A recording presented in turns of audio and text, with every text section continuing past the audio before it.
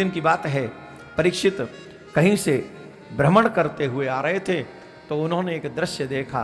तत्र गौमिथुनम राजा हन्य मानवनाथवत् दंडहस्तं च वृषलं दद्रसेन बलांचनम। परीक्षित ने देखा एक काला सा व्यक्ति है, उसके हाथ में एक शस्त्र है और वहां एक वृषभ बैल खड़ा हुआ है, और वो जो बैल खड़ा हुआ है उसके 3 पैर टूटे हुए हैं, 1 पैर बचा हुआ है बस।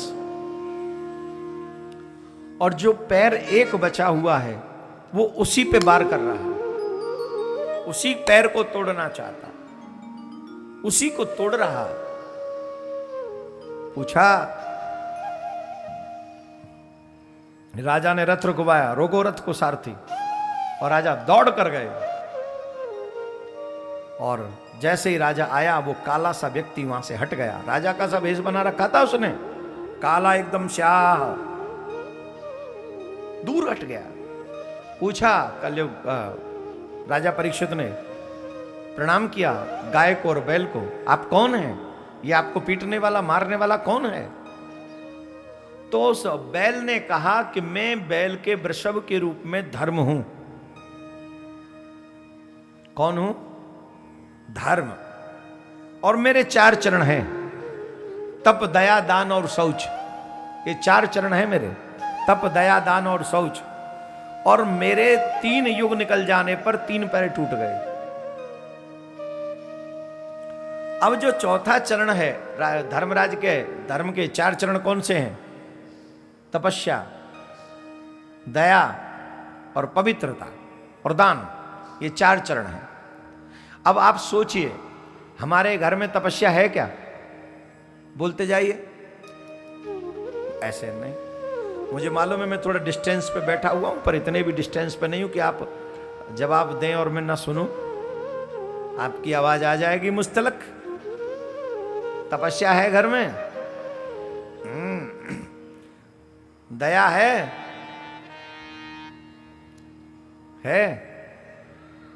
हाँ। अपना बेटा रो रहा हो और पड़ोसी का बेटा रो रहा हो तो सबसे पहले दया किस पे आएगी? बोलो, जवाब दो, बोलो। तुम्हारे बेटे की स्कूल की फीस भरनी है और पड़ोसी के बेटे की स्कूल की फीस भी भरनी है, और फीस सिर्फ एक ही देने लायक है। बताओ दया किस पे आएगी? बोलो बोलो, जवाब दो। कहां गई दया? लेंटर में मर दी ना।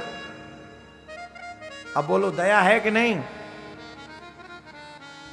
तीसरा, पवित्रता। पवित्रता है? घर में पवित्रता है क्या? बोलो। नहीं है, पवित्रता नहीं है। माता बहन चमड़े का पर्स रखती हैं, भाई लोग चमड़े की बेल्ट पहनते हैं, जूते पहनते हैं।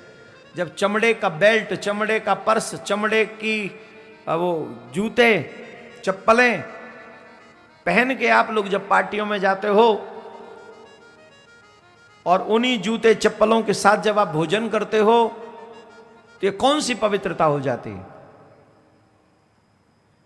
और कई भाइयों के तो बेल्ट भी चमड़े की, भोजन की थाली यूं ले रखी है और पेट ऐसा है कि पेंट बार बार खिसकती नीचे, तो यूं करके फिर यूं, यूं कर फिर यूं, यूं कर फिर यूं, बार बार हाथ लगाता है चमड़े की बेल्ट से और बार बार भोजन करता है। अब बताइए, चमड़े से हाथ स्पर्श होने से शुद्ध हुए क्या? शुद्ध? बोलो। माता बहन पर्स लेके जाती हैं पार्टी में, वो चमड़े का पर्स है, और वहां देखा कि और उसमें शीशा जरूर होता है।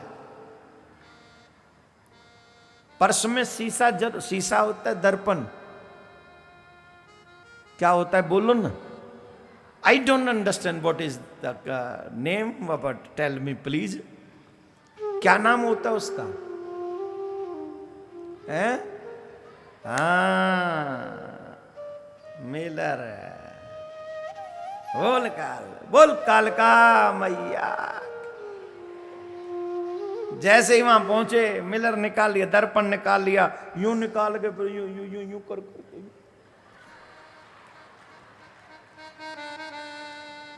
कई माता बहन तो कथा में भी लाती हैं। अरे घर से निकलते 3 घंटे पहले तो क्या करें महाराज, यहाँ टीवी में भी कैमरे में भी हमारा फोटो आता है, आप तो समझते नहीं है, थोड़ा बहुत देखना पड़, लाओ जरूर लाओ, पर चमड़े का पर्स मत लाओ।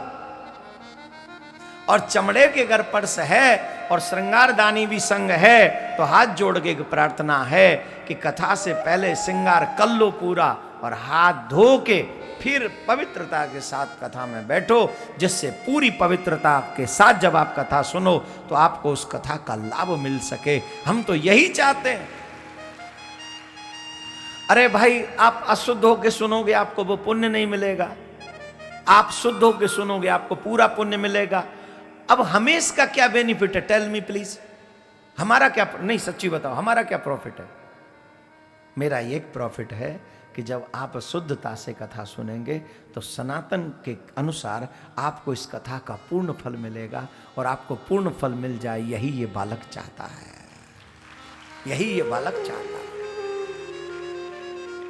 एक ही चरण बचा है दान का कलयुग में, और दान देते समय भी जो कलयुग के पैरों में बार कर रहा है ना, वो बार क्या है?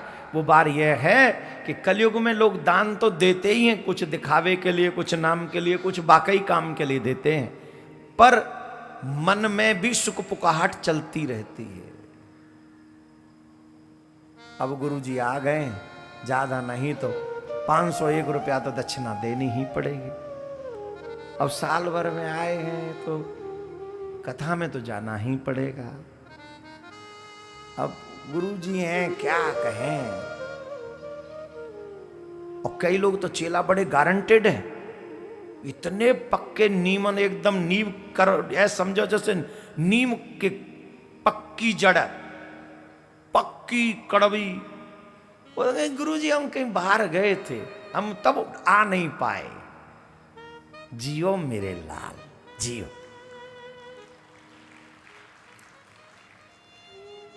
अब ये दान तो दिया, 100, 50, 500, 101 रुपया, 1100 रुपया, जो भी दिया, लेकिन मन में ऊह पूह चल रहा है।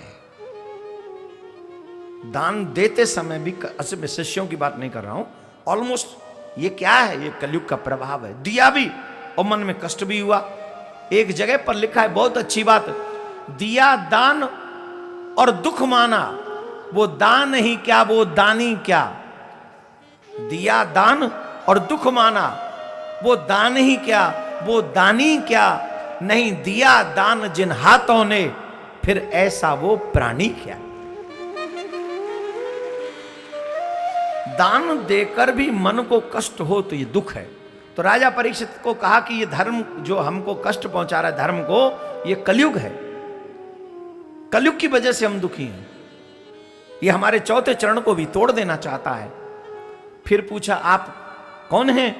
बोले मैं गाय के रूप में पृथ्वी हूं और मेरे भी दुख का कारण ये कलयुग ही है। अब जरा ध्यान से सुनना, कलयुग में पृथ्वी मां क्यों दुखी है? क्योंकि कलयुग में बाल हत्याएं बहुत होती हैं। इस भाषा को कोई बताएगा नहीं आपको, कोई नहीं समझाएगा। कलयुग में बाल हत्याएं किसको कहते हैं? भ्रूण हत्या। एक बात बता दें, बड़े से बड़े पाप का प्रायश्चित है कलयुग में। ध्यान से सुनना, बहुत बड़े से बड़े पाप का प्रायश्चित कलयुग में है, बड़े से बड़े पाप का प्रायश्चित, लेकिन भ्रूण हत्या का कोई प्रायश्चित नहीं, कोई प्रायश्चित नहीं।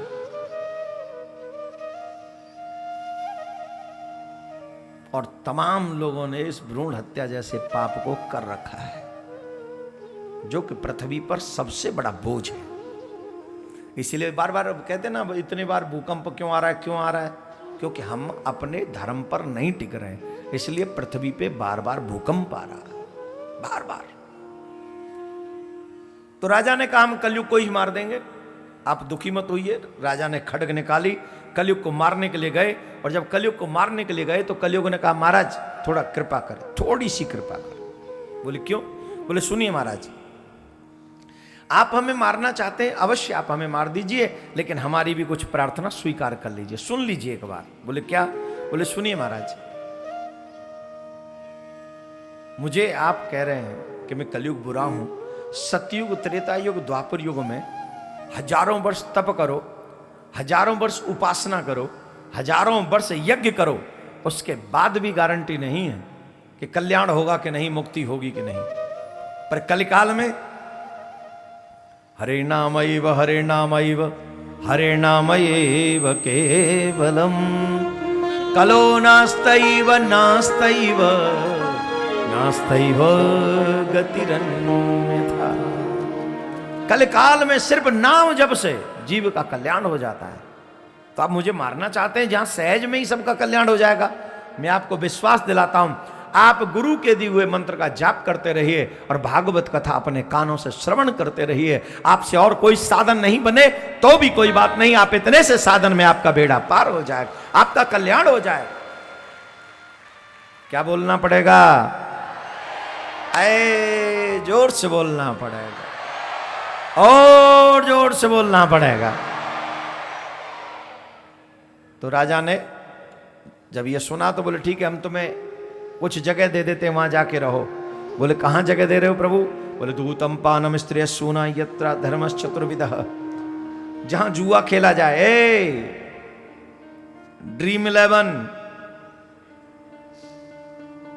रमी, और क्या क्या नाम है, क्या कैसे कैसे ऑनलाइन जुआ खिला रहा है। देखो पहले तो कभी कभी कोई कोई जुआ खेलता था, अब तो तमाम जुए हमें ऑनलाइन जुआ खिला रहे हैं।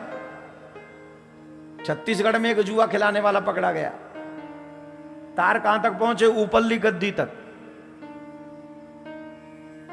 साहब, जिस जुए में सरासर कलयुग बैठा है, राजा परीक्षित की भाषा में, उस जुए को हमने बच्चों तक को भी दे दिया।